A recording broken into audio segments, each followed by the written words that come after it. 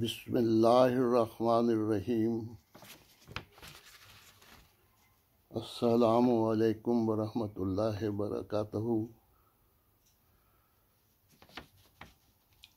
9 brothers YouTube T V پر خاکسار اپنی یادیں، ربا کی یادیں تازہ کر رہا ہے، اس کو بیان کر رہا ہے۔ اب یہ 10ویں حصہ ہے، 10ویں پارٹ 10 ہے۔ تو میں جو اللہ تعالیٰ کے فضل تھے، اس کے احسان تھے مجھے ناچیز پر، ربا میں رہنے کی وجہ سے، خلفائے وقت سے ایک تعلق رکھنے کی وجہ سے، مرکز ربا کی برکتوں کی وجہ سے اس کا بیان جاری ہے۔ تو میں نے کچھ پہلے پروگراموں میں 1-2 چیزیں بھول گیا تھا۔ جب میں گولزار کا زعیم تھا، خدام الانبیاء کا، تو اس وقت میں نے جب سندھ جانے کا پروگرام بنایا کہ وہاں کپڑے کی دکان کرنی، ضلع لاڑکانہ میں، وارہ میں، تو جو میرے مجلس گولزار کے خدام تھے، انہوں نے بڑے محبت کے ساتھ ایک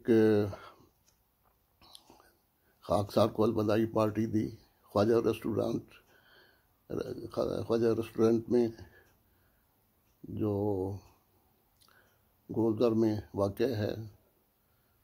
اس میں خدام جو تھے، جو میں نے اپنی ڈائری میں نوٹ کیا ہوا تھا، اس وقت 22 خدام تھے جو اس عاملہ کے ممبری تھے، جس میں منتظمین اور سائقین 22 خدام عاملہ کے اور 9 مہمان تھے، جس میں حضرت مولانا ابوالطاہر صاحب اور حضرت مولانا جلال الدین صاحب شمس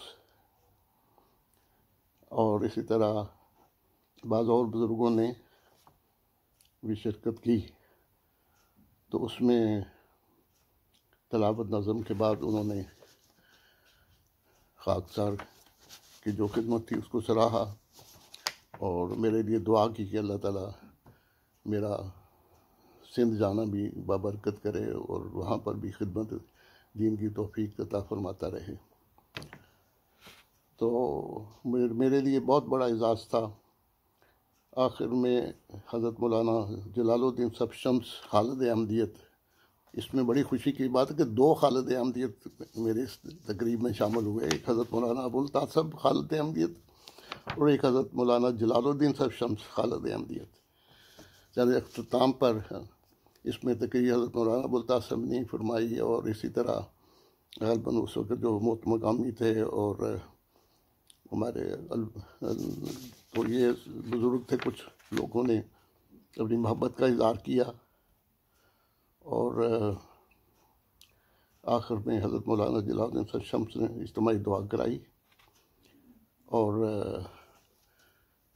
قائم کام جو زعیم تھے وہ میں نے اپنے اس وقت مکرم حکیم محمد رفیع صاحب ناصر کو قائم کام زعیم مقرر کیا گیا تھا، بعد میں پھر انتخاب ہو گیا تھا۔ تو اسی طرح اگلے دن یعنی 24 کو یہ پارٹی، 21 کو پارٹی تھی اور 22 اپریل کو خاکسار کی روانگی تھی۔ تو اسٹیشن پر بھی کافی خدام، 25 خدام، 15 انصار، یعنی بازار کے جو دوست تھے، محبت سے مجھے الوداع کرنے کے لیے اسٹیشن پر آئے۔ یہ میری ڈائری میں لکھا ہوا تھا، اس لیے مجھے یہ پرانی یادیں مل گئیں، ورنہ مجھے یہ نہ ڈیٹ یاد رہنی تھی نہ سن یاد رہنا تھا۔ تو وہاں پر بھی بڑی محبت سے بعض بزرگ بھی تشریف لائے، اور پھر وہاں پر بھی حضرت مولانا ابوالطاہر صاحب نے دعا کرائی اور رخصت کیا۔ تو ان کی دعاؤں کی برکت سی کہ اللہ تعالیٰ نے مجھے جو سندھ میں جتنا عرصہ بھی گزارنے کی توفیق دی، 12 ضلع لاڑکانہ میں، وہاں پر کاروبار کے ساتھ ساتھ تبلیغ کا بھی موقع دیا، اور پھر خدام الانبیاء کا قائد ضلع کی حیثیت سے خدمت دین کی بھی توفیق عطا فرمائی۔ تو یہ میں کچھ ذکر بھول گیا تھا، اس لیے میں نے کہا یہ بھی اللہ تعالیٰ کے فضل ہیں، اس کا بھی اظہار کر دوں۔ پھر جو گولزار کے حوالے سے، ربا کے حوالے سے، یہ بھی اللہ تعالیٰ کے فضل تھا کہ خاکسار کو سن 83 سے 86 تک احمدیہ تجار ایسوسی ایشن ربا کا صدر رہنے کی توفیق ملی، انتخاب ہوا تھا، پھر حضور نے منظوری دی تھی۔ تو یہ اس طرح ہم کوشش کرتے تھے کہ اجلاس کرتے رہیں، تو جتنے تاجر تھے ان کو کبھی مسجد نبوی میں اجلاس ہو جاتا تھا۔ پھر ہم نے ایک دفعہ اجلاس کیا، وہ دارالضیافت میں ہم نے پورے ربا کا اجلاس کیا، تمام تاجروں کو بلایا، اس وقت بزرگوں کو بھی بعض کو بلایا۔ اس میں ان دنوں حضرت مرزا عبدالحق صاحب بھی تشریف لائے ہوئے تھے، ان کو بھی ہم نے دعوت دی۔ اسی طرح حکیم خورشید صاحب صدر مومی تھے، ان کو بھی دعوت دی۔ پھر اپنے مولانا محمد شفیع اشرف صاحب جو ناظر امور تھے، ان کو بھی بلایا، انہوں نے بھی خطاب فرمایا، اختتامی خطاب ان کا ہی تھا۔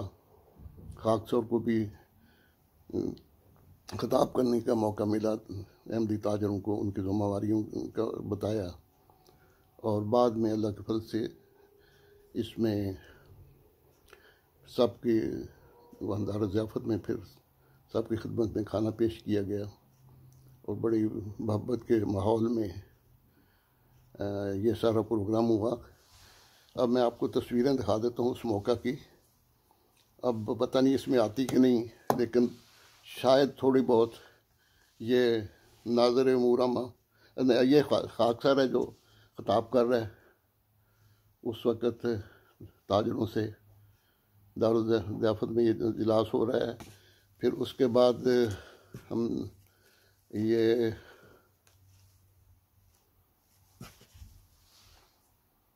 دعا ہو رہی ہے، جس میں یہ بزرگ بیٹھے ہوئے ہیں، حکیم خورشید صاحب ہیں، مولانا محمد شفیع صاحب اشرف ہیں، ناظر امورامہ، اور کئی اور بزرگ ہیں اپنے جو اس دعا میں سارے شامل ہوئے تھے۔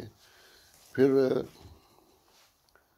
یہ مکرم مولانا شفیع اشرف صاحب ناظر امورامہ یہ خطاب فرما رہے ہیں اپنے دکانداروں کو اس اجلاس میں۔ اسی طرح یہ میجر داؤد صاحب ہیں، یہ بھی ہمارے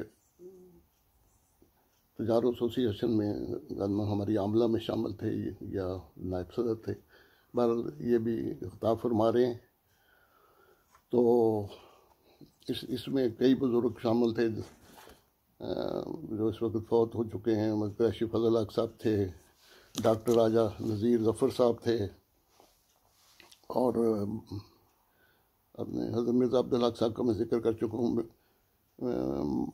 اپنے مکرم مرزا عبد السمیع صاحب جو صدر مومی بھی رہے اور اپنے محلے کے صدر بھی تھے۔ تو کافی بزرگوں نے اس وقت اس میں شرکت کی تھی، اور دکانداروں نے الفضل میں بھی یہ رپورٹ چھپی تھی۔ تو یہ بس یادوں کو تازہ کرنے کے لیے میں نے یہ تصویریں پیش کر دی ہیں۔ تو اس کے علاوہ میں بیان کر دیتا ہوں کہ وہاں ہماری عاملہ میں ایک حاجی نذیر صاحب ہوتے تھے، سائق تھے وہ ہمارے، اور وہ بڑے دلچسپ آدمی تھے، اللہ تعالیٰ ان کے درجات بلند کرے۔ وہ بھی عاملہ میں تھے، تو جب بھی ہماری عاملہ کا اجلاس ہوتا تھا تو وہ کہتے تھے مومن صاحب، جو لوگ نمازوں میں سست ہیں، آپ ان پر کوئی ایکشن کی بجائے کہتے تھے ایکسل نہیں لیتے۔ تو ان کو انگریزی کا کافی شوق تھا، تو پھر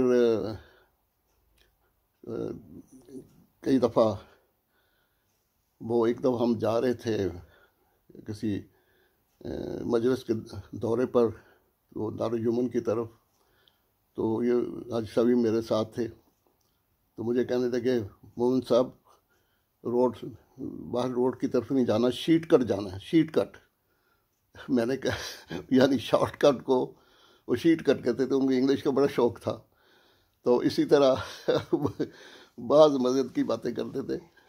اور ایک دفعہ مجھے کہنے لگے کہ میں آج خاندان کے کسی گھر میں گیا ہوا تھا، تو مجھے خاندان کے ایک بزرگ نے استعفیٰ دیا ہے 50 روپے۔ میں کہ استعفیٰ دیا ہے؟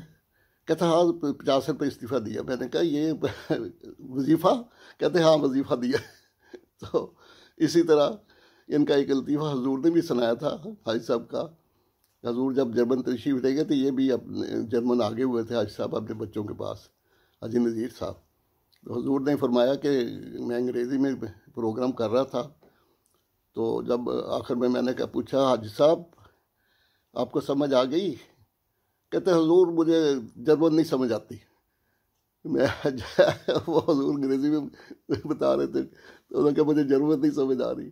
تو ایسے دلچسپ آدمی نے، اللہ تعالیٰ ان کے درجات بنانے کے، ان کے بچے جرمن میں ہیں، تو اللہ تعالیٰ ان کو بھی اپنے والد کی طرح نیکیاں کرنے اور ان کی خدمت کرنے کی توفیق عطا کرے۔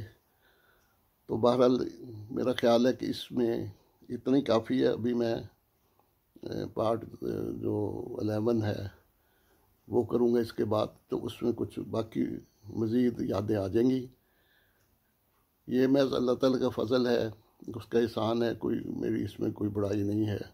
میں تو انتہائی کمزور گنہگار انسان ہوں، اور لیکن جب میں ماضی میں اللہ تعالیٰ کے فضلوں کو شمار کرتا ہوں تو اس کا شکر ادا کرتا ہوں۔